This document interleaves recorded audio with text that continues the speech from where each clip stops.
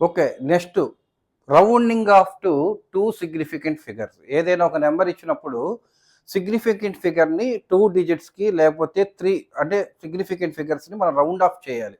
Round of చేయాలంటే మనం కొన్ని రూల్స్ ఫాలో అవ్వాలి. అది ఎలాగో ఈరోజు చూద్దాము. ఫర్ ఎగ్జాంపుల్ 2 సిగ్నిఫికెంట్ ఫిగర్ అంటే ఎక్కడి దాకా తీసుకోవాలమ్మా? మనం ఇక్కడ వరకు కన్సిడర్ చేయాలి. అంటే ఈ లాస్ట్ డిజిట్ మనకు ఉండకూడదు. ఈ లాస్ట్ డిజిట్‌ని మనం రిమూవ్ చేయాలి. రిమూవ్ చేయాలి అనంటే మనం ఏం చేయాలంటే లాస్ట్ డిజిట్ అనేది గ్రేటర్ దాన్ 5 లెస్ దాన్ 5 అనేది చెక్ చేసుకోవాలి. ఇది ఎలా ఉంది? ఇది లెస్ దాన్ 5.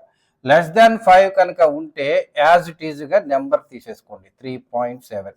2ని డైరెక్ట్‌గా రిమూవ్ చేసేయాలి. That's it.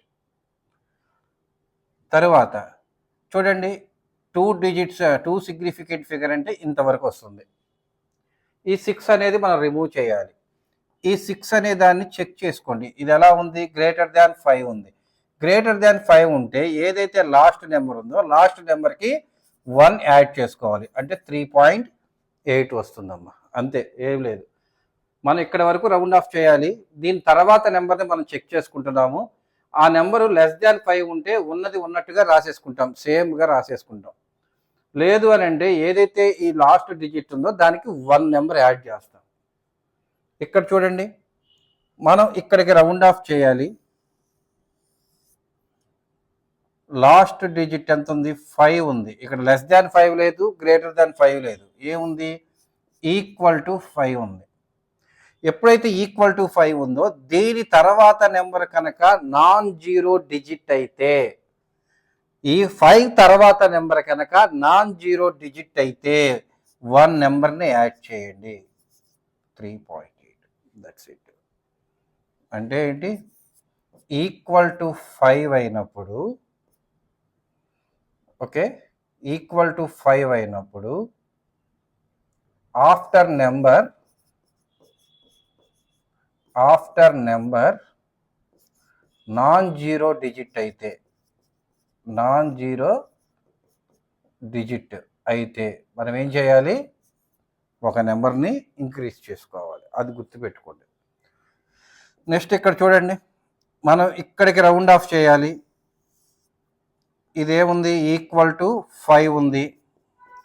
ఈక్వల్ టు 5 ఉన్నప్పుడు లాస్ట్లో ఉన్నది నాన్ జీరో డిజిట్ కాబట్టి 1 నెంబర్ యాడ్ చేస్తున్నాము. 4.7.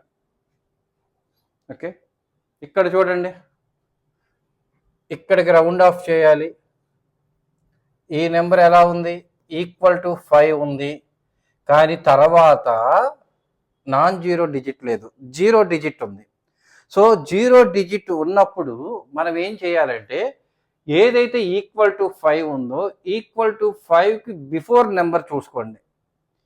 ఈక్వల్ టు 5కి బిఫోర్ నెంబర్ ఆడ్ నెంబర్ అయితే ఒకటి ఇంక్రీజ్ చేయాలి, ఒకటి ఇంక్రీజ్ చేయాలి ఈ డిజిట్కి. లేదంటే యాజ్ ఇట్ ఈస్గా, ఈవెన్ నెంబర్ అయితే యాజ్ ఇట్ ఈస్గా ఉంచేసేయాలి. ఇది ఎంత అవుతుంది? 3.8. ఎందుకు? ఆడ్ నెంబర్ కాబట్టి. నెక్స్ట్ చూడండి, ఇక్కడికి మనం రౌండ్ ఆఫ్ చేయాలి. ఈ వాల్యూ ఈక్వల్ టు 5 ఉంది, తర్వాత జీరో ఉంది, నాన్ జీరో కాదు, జీరో డిజిట్ ఉంది. దీనికి ముందు నెంబర్ ఈవెన్ నెంబర్ కాబట్టి యాజ్ ఇట్ ఈస్గా ఉంచేసేయాలి.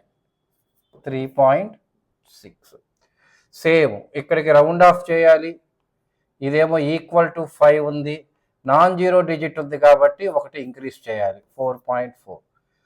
ఇక్కడ చూడండి, ఇక్కడికి రౌండ్ ఆఫ్ చేయాలి. ఇదేమో ఈక్వల్ టు 5, ఇక్కడేమో జీరో ఉంది కాబట్టి దీనికి ముందు ఆడ్ ఉంది కాబట్టి ఒక నెంబర్ ఇంక్రీజ్ చేయాలి. అలాగే ఇక్కడికి రౌండ్ ఆఫ్ చేయాలి. ఇదేమో ఈక్వల్ టు 5 ఉంది, తర్వాత నెంబరు నాన్ జీరో కాదు, జీరో ఉంది. జీరో ఉన్నప్పుడు దీని బిఫోర్ నెంబర్ 4 ఉంది. 4 అంటే ఈవెన్ నెంబర్ కాబట్టి ఎలా ఉందో అలాగా రాసేసుకుంటాం. ఇంతేనమ్మా, సింపుల్. ఓకేనా?